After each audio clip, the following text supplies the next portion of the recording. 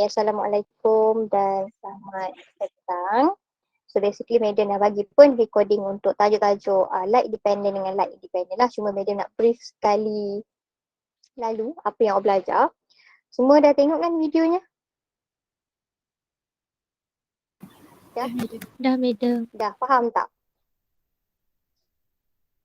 Faham?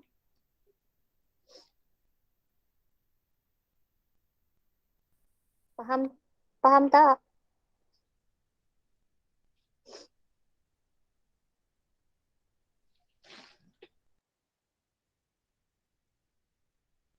Dengar tak Madam cakap ni? Dengar, Madam. Faham ke tidak?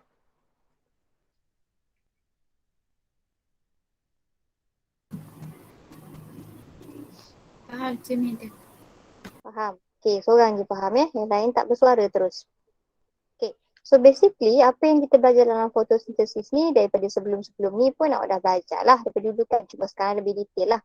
Okay, sebelum tajuk fotosintesis kita ada belajar cellular respiration, betul tak? Dalam cellular respiration kita nak tukarkan apa jadi apa? Siapa ingat? Kita nak tukarkan energi apa menjadi apa? Hidayah. Hidayah. Ya, Madam. Kita tukarkan energi apa jadi apa untuk cellular respiration? Kita tu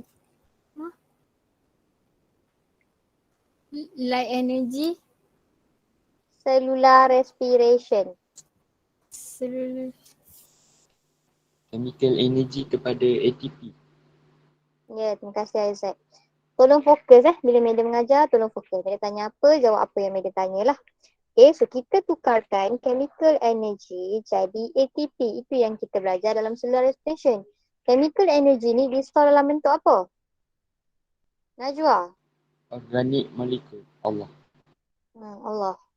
Organic molecule. Contoh dia, main sources of energy, chemical energy? Najwa?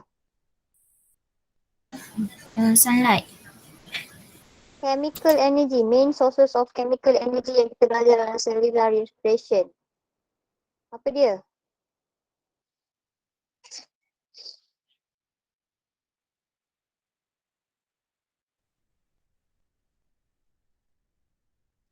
Najwa?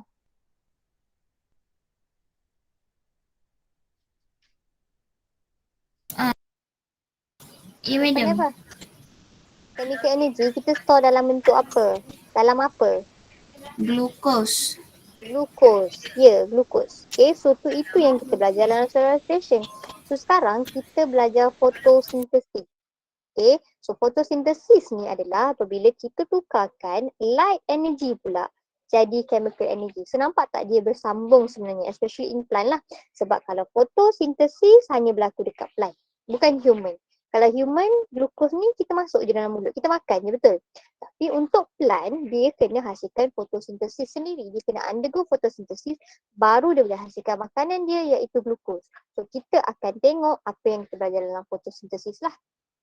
So basically ni semua belajar baca sendiri nanti. So ini adalah structure of the chloroplast. Okay, so kita ada thylakoid membrane bentuk macam disc shape, satu bentuk disc macam ni. Tengah-tengah tu ada space, thylakoid space. Kawasan ruang dekat keliling ni semua kita panggil sebagai stroma. Okay, dalam stroma ni ada liquid dan ada enzim. Okay, dan disebabkan dia adalah chloroplast, kita tahu dia adalah double membrane. Dia ada inner membrane dan dia ada outer membrane. Banyak-banyak thylakoid membrane ni kita panggil satu stack ni sebagai granum.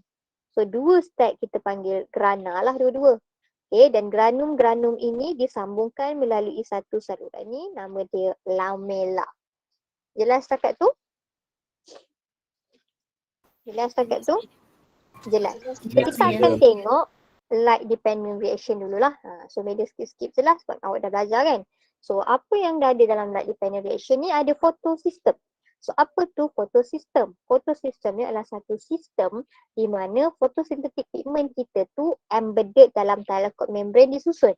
ataupun diorganize. So dalam thylakoid membrane ni, iaitu this one, setiap disk ni akan ada banyak pigment-pigment molekul. So macam mana dia disusun dalam thylakoid membrane? Dalam bentuk photosystem. Okey, setakat tu faham? Setakat tu faham? Faham, madam. Faham. So yang pertama akan ada reaction center. Okay, reaction center complex ataupun reaction center, mana-mana satu. So reaction center complex atau reaction center, dia terdiri daripada yang pertama ada primary pigment. So primary pigment macam ni. Okay, this is primary pigment. So primary pigment ni dibuat daripada chlorophyll A. Okay, jelas sangat tu. Chlorophyll A. Ni dia repeat satu lagi. Chlorophyll A. Ni adalah primary pigment. So primary pigment. Satu lagi bawah reaction center ni kita ada primary electron acceptor. So dua ni akan membentuk reaction center complex ataupun reaction center. Dapat setakat tu? Dapat? Dapat, madam. Dapat. Yang kedua, kita ada light harvesting complex. Okay, so light harvesting complex ni adalah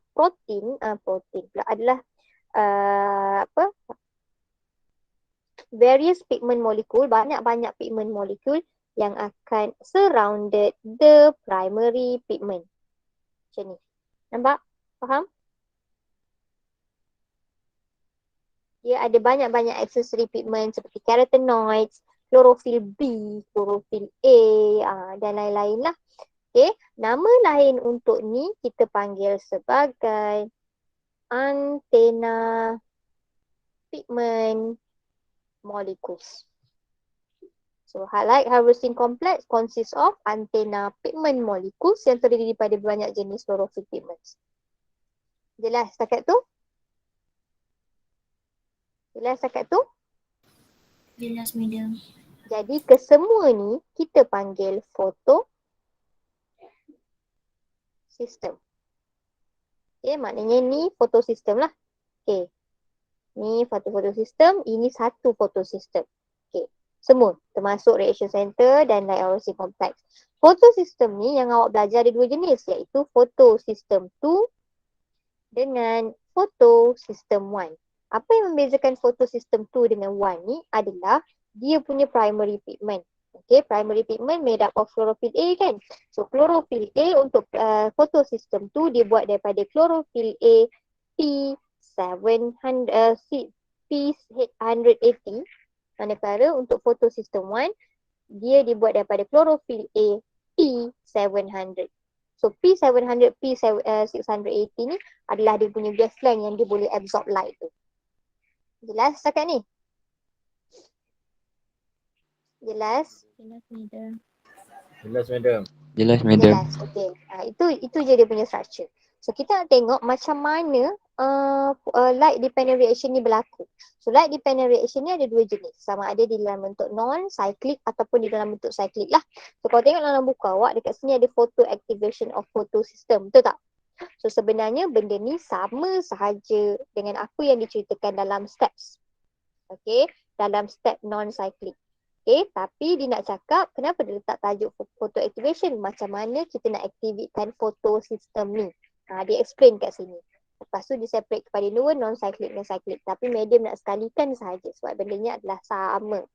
Okay, so macam mana nak aktifkan sistem ni. So first sekali adalah photon ataupun light energy akan strike the antenna pigment molecules of photosystem 2. Okay, ni kita cerita pasal non-cyclic. Dapat tak? Dapat? Dapat. Photon tu adalah light energy, dia strike the antenna pigment molecules. Dan apa berlaku kepada energy dia? Light energy tu. Light energy will be transferred from one antenna molecule to another antenna molecule sampailah it reach the primary pigment of P photosystem 2, iaitu chlorophyll A P680. Boleh cerita macam begitu. Jelas dekat ni? Jelas? Jelas mana? Bila lah energy sampai je primary pigment, kita akan cakap dia deactivatekan. Tapi kita tengah belajar fotosintesis. So kebanyakan benda kita just tambah foto dekat depan. So dia akan photoactivated. Okay, so when light energy to reach the reaction center ataupun primary pigment, it will be photoactivated. Okay, jelas sangat tu? Jelas? Okay, and then dekat reaction center ni ataupun primary pigment ni akan ada elektron. So bila dia dah photoactivated, the electron akan menjadi photo-excited to a higher energy level. Photo-excited ni macam excited lah, terkini-kini terlompat-lompat ke higher energy level. So dia photo-excited maknanya dia akan melompat. Okay, excite to a higher energy level. Okay, so apabila kita punya elektron ataupun the photo-excited electron, okay, kita panggil photo-excited electron. Okay, akan di-capture by primary electron acceptor. Nama dia adalah primary electron acceptor. So dia akan terima elektron. Awak boleh cakap dia accept the photo-excited electron ataupun awak boleh cakap dia capture the photo-excited electron. Dapat setakat tu? Faham setakat tu? Dapat? Dapat madam. Dapat. So apa yang berlaku adalah kita punya reaction center sekarang ni P680 akan berlaku electron deficiency. Electron deficiency ni maksud dia kekurangan elektron sebab dia dah ada hole, dah ada lubang, dah kosong. Kita kena sentiasa make sure kita punya reaction center ni diisi dengan elektron. So bila elektron kita tadi dah photo excited, maksudnya dekat P680 kita dah tak ada elektron, betul tak? Okay, dah ada loss of electron ataupun kita panggil dia sebagai electron deficiency. Jadi kita kena gantikan elektron ke dalam P680 punya reaction center. So macam mana dia nak gantikan electron loss tu adalah melalui proses photolysis of water. Ada foto juga, padahal dia adalah proses lysis je lah biasa kan. So kita lysis, kita tahu breakdown of water molecule.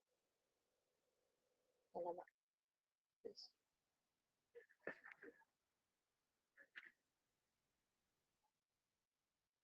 Okay.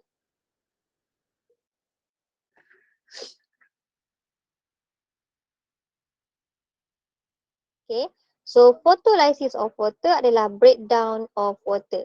H2O akan breakdown jadi apa? Jadi H plus dengan oksigen. Okay, so dia akan release elektron. Elektron daripada photolysis of water akan replace the electron hole dalam photosystem 2 reaction center. Oksigen ni akan dirilis ke udara. Sebab tu bila fotosintesis, kalau kita tahu dia ambil karbon dioksida tapi dia akan release oksigen kan. So oksigen ni lah dirilis kepada udara, manakala H plus ni akan dirilis dalam thylakoid space. Jelas tak setakat tu? Jelas tak setakat tu? Jelas madam. Jelas. So apa berlaku seterusnya? Elektron yang di-captured ataupun di-accepted by the primary electron acceptor akan dipaskan, will be passed through an electron transport chain. Pernah dengar electron transport chain?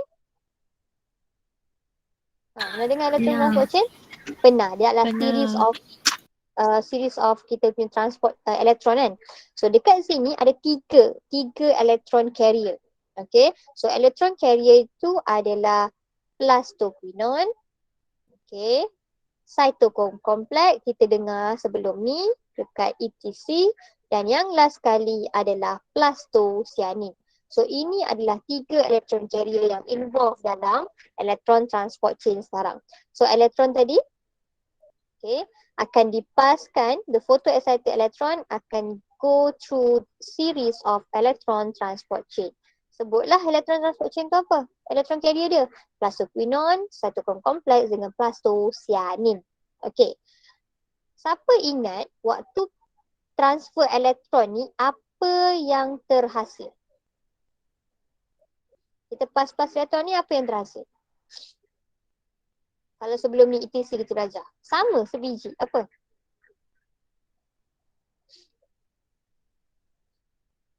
Siapa ingat? Energi. Yes, energy akan dirilis, betul. Transfer of electron akan menyebabkan energy release. Okay, so energy ni kalau sebelum ni, energy ni akan digunakan berlakulah proton motif, force and so on, chemiosmosis dan terhasillah ATP. Betul? Betul tak? Betul.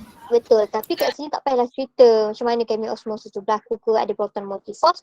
Just cakap energy release from this transfer of electron ataupun electron transport chain, series of electron transport chain akan undergo chemiosmosis and produce ATP.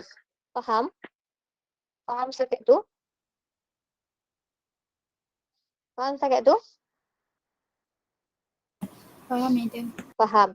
Pada waktu yang sama, pada waktu yang sama, kalau tadi foton ataupun light energy ni dia strike tu kelanggar kan, strike antena pigment molecules dekat photosystem tu, pada waktu yang sama akan ada juga foton ataupun light energy yang strike antena pigment molecules dekat photosystem 1. Okay, so apa berlaku? Repeat balik. The light energy ataupun photon akan will be transfer from one antenna molecules to another until it reach the reaction center which is chlorophyll A P700. Cerita macam tu. Faham setakat tu? Faham? Faham, madam. Lepas tu apa berlaku kat reaction center tu? Apa berlaku? P700 tu photo activated. Yes, P700 tadi akan photo activated. And then apa berlaku? Repeat balik. Apa berlaku? Electron Kepada- transfer to primary electron receptor. Betul. Ataupun tak boleh sebut terus benda tu. Bazli, kita kena cakap dulu elektron ni photo excited dulu. Dia excited dulu, terkinja-kinja dulu, lompat-lompat dulu. So kita panggil dia sebagai photo excited. So elektron dekat dalam P700 ni akan photo excited to a higher energy level. Energy level dia lebih tinggi, satu naik satu nak tangga. Betul? Lepas tu Bazli baru kita cakap di accepted ataupun ditransfer kepada primary electron acceptor. Boleh setakat tu semua? Boleh? Boleh madam. Boleh. Lepas Boleh. tu yang photo excited energy ni macam tadi juga dia akan transfer through a series of electron transport chain. Tapi electron transport chain ni hanya terdiri daripada protein bernama ferrodoxin. Okay. Sebelum madam terlupa, bila dia dah photo excited ke higher energy level, what happen to reaction center? What happen to reaction center kat sini? Dia akan elektron dah naik dah ni, apa jadi kat reaction center? Jadi whole. Jadi hole ataupun kita panggil electron deficiency, kekurangan elektron. So siapa yang akan replace the electron hole? Waktu ni lah elektron tadi kan kita transfer elektron. Electron from photosystem 2 will be replaced the electron deficiency ataupun fill the electron hole dalam photosystem 1. Faham? Sampai dah lompat baru disampai. Faham? Faham madam.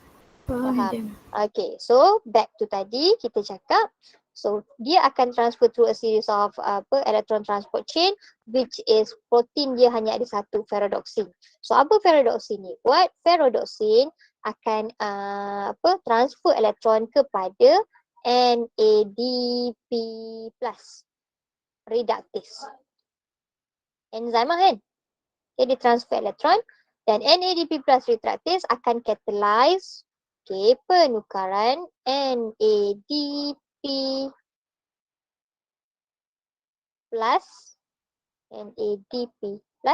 kepada NADPH. Dia akan reducekan NADP+ jadi NADPH. Sebenarnya sama je macam sebelum ni, NAD+, NADPH, betul tak? Tapi kat sini kita tambah P. Kita tambah P. So NADP+ jadi NADPH, iaitu proses reduction. Yang catalyze dia adalah NADP+ reductase. Jelas setakat tu? Jelas setakat tu? Jelas, madam. Jelas. So ini adalah non-cyclic. Tengok non-cyclic kita macam ni. Ada tak mana-mana berbentuk cycle? Ada tak mana-mana berbentuk cycle? Tak ada. Tak ada. Dan produk dia ada dua kat sini. Satu adalah NADPH dan satu lagi adalah ATP. Jelas? Jelas? Jelas madam. Jelas madam. Itu untuk non-cyclic. Maknanya bukan dalam bentuk cycle. Macam mana pula kalau dengan cyclic? Simple. Kalau cyclic, dia akan ikut pathway yang lain. Iaitu, sini dia hanya menggunakan photosystem 2. Kalau non-cyclic, dia involve dua-dua kan. Photosystem 2 and photosystem 1. Tapi sekarang ni, cyclic, dia hanya involve photosystem 1. So, photon strike, langgar ataupun strike the antenna pigment molecule. Dia akan transfer light energy from one antenna pigment molecule to another until it reach the reaction center P700. Okay, so P700 tadi akan photoactivated and the electron from P700 akan photoexcited to ion energy level, captured ataupun accepted by primary electron acceptor. Betul setakat tu? Betul setakat tu? Betul. Betul. And then what happen is, dia akan transfer ke dalam satu series of electron transport chain, iaitu kalau tadi ni ferredoxin kat sini kan? Betul? Madam akan letak ferredoxin dekat sini. Okay, so series of electron transport chain tu adalah ferredoxin, cytochrome complex, plastocyanin dan back replace kepada whole tu tadi. So dalam satu cycle. Okay, faham setakat tu? Faham setakat tu? Faham madam. Faham? Faham. Okay. So ni tak kira lah sebab ni alamat. Okay. Faham so dia dalam bentuk satu cycle. So agak-agak awak produk apa dia yang dihasilkan oleh cyclic ni?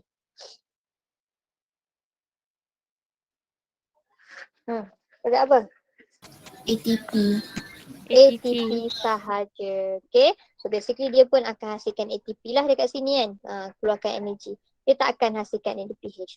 So sebenarnya dalam light dependent reaction ni, diorang boleh bertukar-tukar bila-bila masa sahaja. So most of the time, dia akan terjadinya non-cyclic tadilah, involve dua-dua photosystem. Tapi ada masa dia akan switch kepada cyclic sahaja. Bila masa dia akan switch kepada cyclic sahaja? Bila masa dia rasa dia hanya perlukan ATP. Okay, so lepas light dependent reaction, awak akan tengok light independent reaction kan? Okay, so light independent reaction adalah proses di mana dia tak involve cahaya. Tapi dia berlaku waktu siang, tapi tak involve cahaya. Untuk masuk dalam Kelvin cycle, dia perlukan produk daripada light dependent. Okay, so kita perlukan ATP yang sangat banyak dengan NADPH. So kalau non-cyclic kita hasilkan dua-dua. Tapi katakan dah cukup dah NADPH, saya hanya perlukan ATP. So dia akan keep repeating the cyclic reaction untuk hasilkan more ATP before masuk ke dalam Kelvin cycle. Jelas cakap tu? Jelas cakap madam. tu? Jelas. Okay. Alright. Seterusnya kita akan terus tengok light independent reaction. So apa berlaku pada light independent reaction? Macam Madam cakap, dia sebenarnya berlaku waktu siang tapi dia just tak bergantung kepada cahaya matahari dan tak menggunakan cahaya matahari. Okay, so kat mana berlakunya benda ni? Dekat dalam stroma of chloroplast. So kalau ingat stroma tadi Madam cakap ada apa? Ni stroma ni ada apa? Ni stroma-stroma ni ada apa?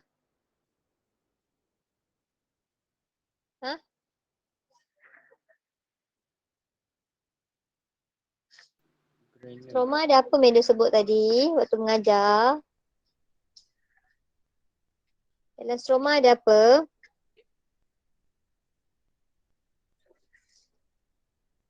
Ya Allah, dalam stroma ada apa?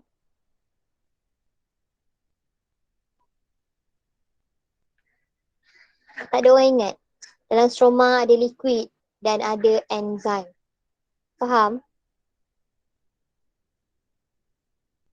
Faham ke tak faham ni? Faham madam. Yang lain ni tidur ke benda? Tak menyahut pun. Tak faham saya. Okay, so Calvin cycle ni berlaku kat mana? So Calvin cycle ni berlaku dekat stroma of the chloroplast. Okay, so dia juga dikenali sebagai C3 pathway. So C3 pathway ni basically, kenapa kita panggil C3? Sebab first dia punya produk adalah 3 karbon, iaitu 3 phosphoglycerate. Okay, so dia berlaku during siang tapi tak perlukan light energy lah, tu je lah beza dia. Dan actual produk untuk Calvin cycle ni bukannya glukos, kita hasilkan glycerol aldehyde 3 phosphate, G3P. Pernah dengar G3P? Pernah dengar G3P? Nah, Kat mana? dekat glycolysis pathway. Yes, dekat glycolysis. Banyak lagi awak akan jumpa nama-nama yang sama. So basically, okay. So apa tu Calvin cycle? Tengok sini. Okay, so basically yang dia ada 3 fasa dalam Calvin cycle ni.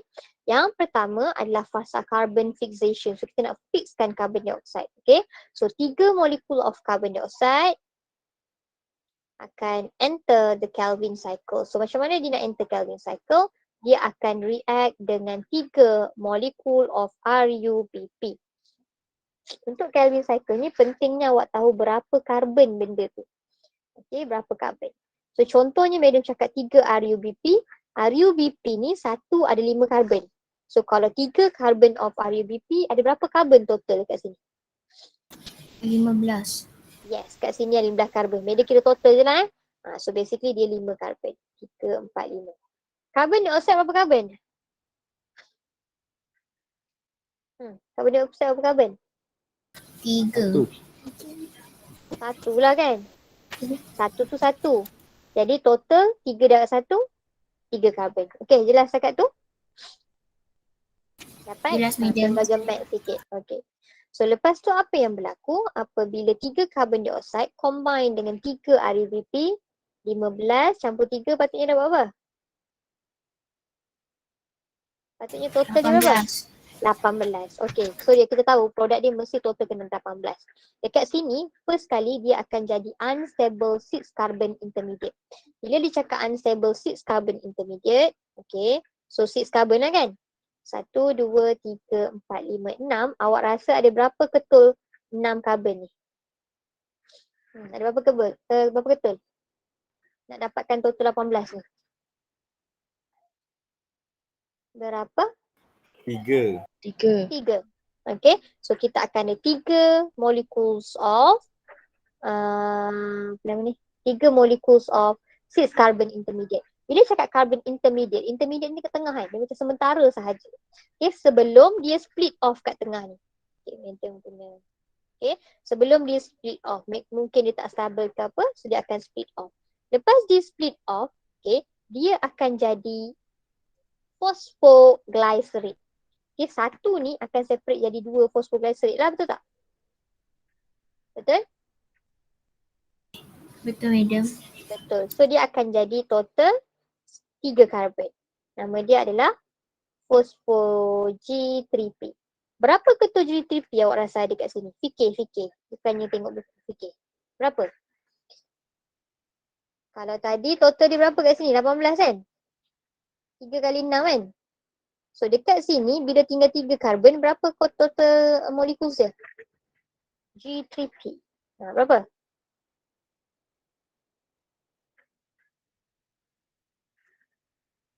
Faham tak soalan madam? Tak faham soalan, madam. Macam ni.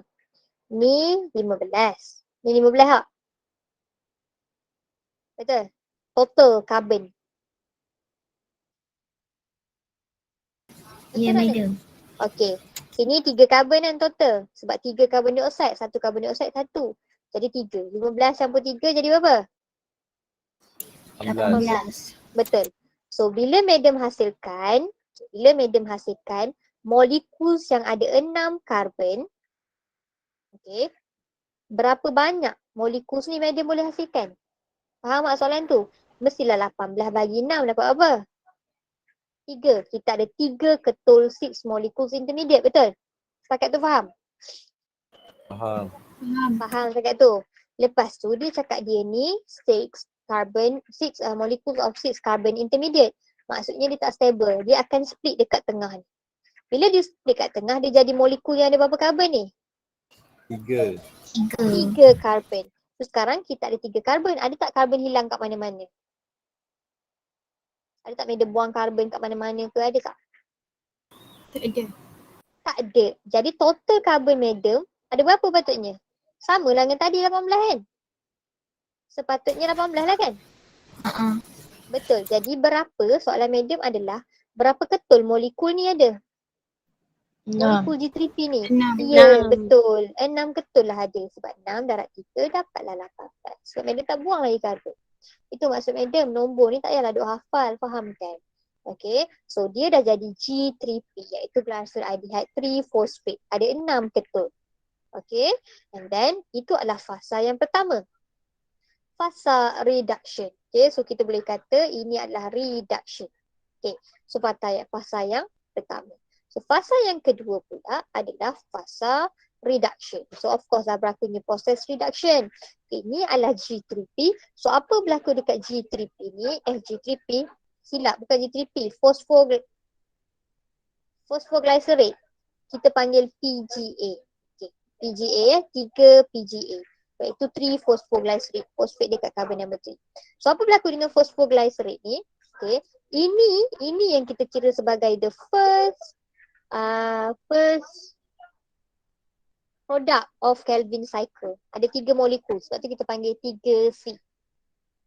Okay, C3. Kita panggil C3. Sebab dia 3 karbon. Okay, setakat tu jelas?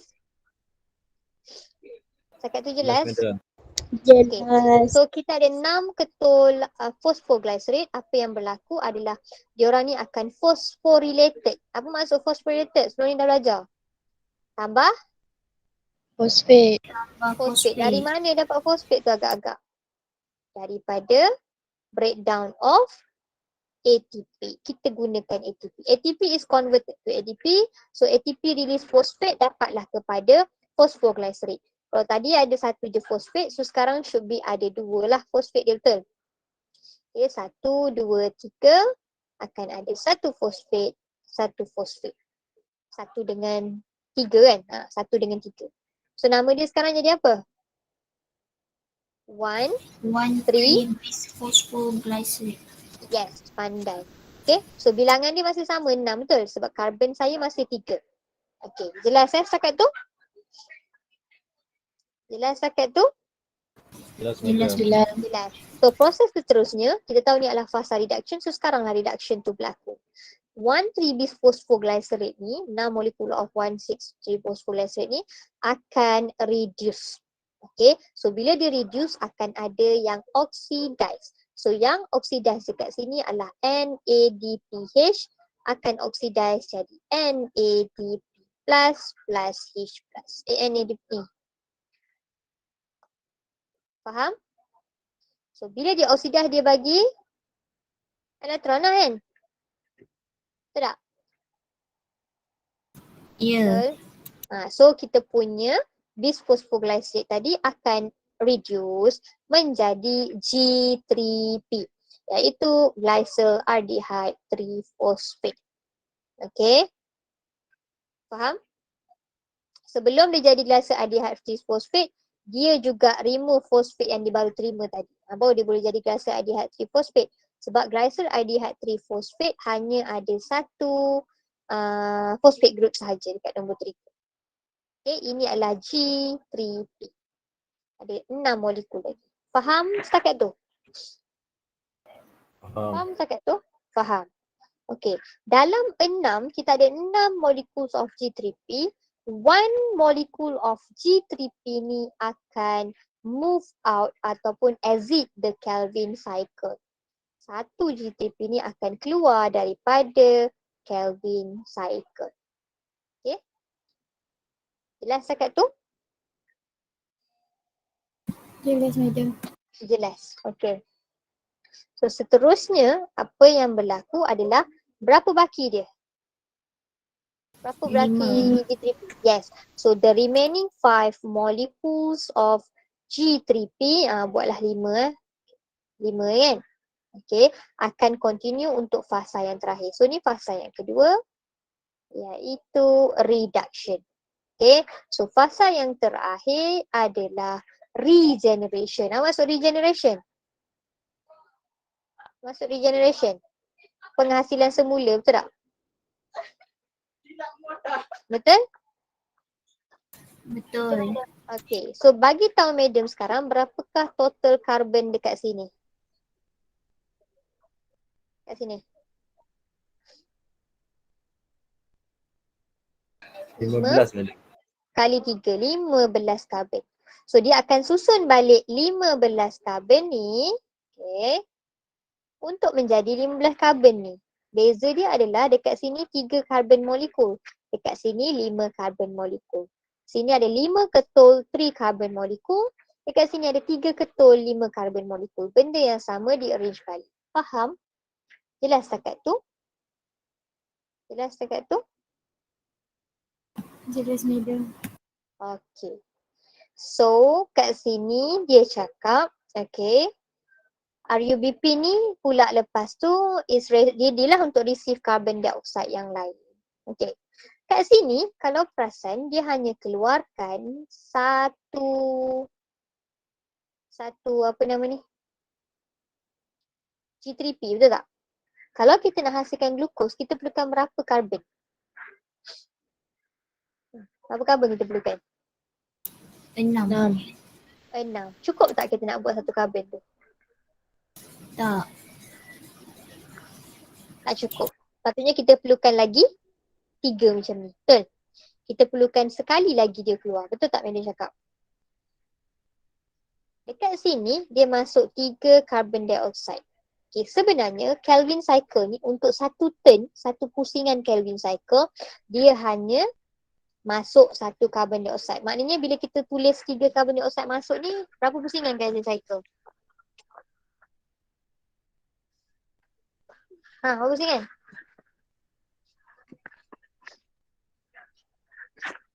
2. 3. Masuk 3 berapa pusingan? Sekali masuk 1 pusingan, 1 carbon dioxide je masuk. Jadi 3 carbon dioxide berapa pusingan? 3.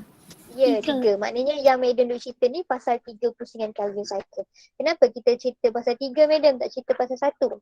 Sebab bila 3 je baru dia boleh keluarkan 1 molekul of G3P. Maknanya kalau 1 pusingan tu tak jadi benda. Tak boleh pun nak keluarkan even 1 G3P. Faham tak? Jadi 3 cycle ni boleh keluarkan 1 G3P. So kita perlukan lagi 3 cycle untuk hasilkan 2 G3P. So 2 G3P ni barulah boleh hasilkan glukos. So basically the main product of Kelvin cycle bukanlah glukos. Sebab dia hanya hasilkan G3P. Itulah main product dia. Okay. So jadi untuk hasilkan, nampak ni, untuk hasilkan 1 molecule of glukos, kita perlukan 6 pusingan of Kelvin cycle. Jadi 2 molekul of G3P ni produk Kelvin cycle bolehlah hasilkan glukos. Faham tak setakat tu? Faham? Faham madam. Faham. Kalau faham, itu sahaja untuk hari ni. Tolonglah sangat-sangat, Madam minta sangat-sangat. Ini dah kali keberapa dah Madam bagi kan? So Madam dah bagi banyak video latihan. Madam explain lagi sekali lagi untuk awak.